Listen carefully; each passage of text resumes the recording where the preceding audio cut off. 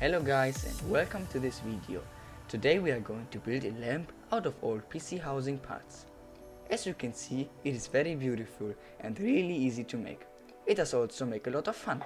So let's dive right into it.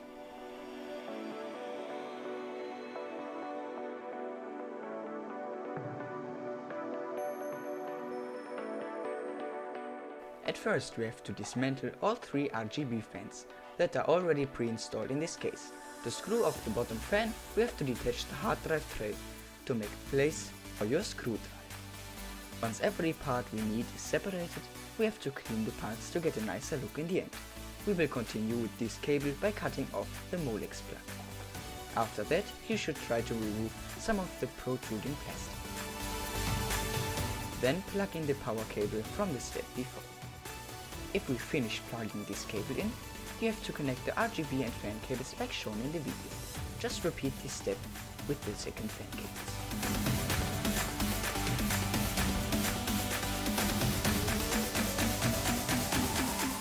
Now we will have to attach the fans into their housing by using hot glue.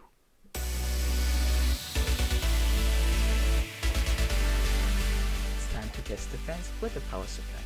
For our fans, we are using 12 volts and 500 milliamps. We have a little button on our RGB hub to change the color presets. Here is a little preview of the effects. Now you can start to place the lamp wherever you want. If you want to, you can add a remote control for the lighting. Our RGB hub was delivered with the case and a remote controller. Now you have done something good to save the turtles by recycling old PC parts that would have belonged in the trash.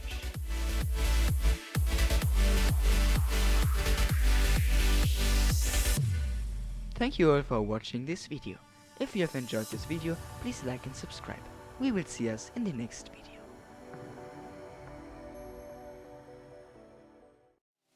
In the next video, we will make a giant soap penis made out of soap and rope. Stay tuned.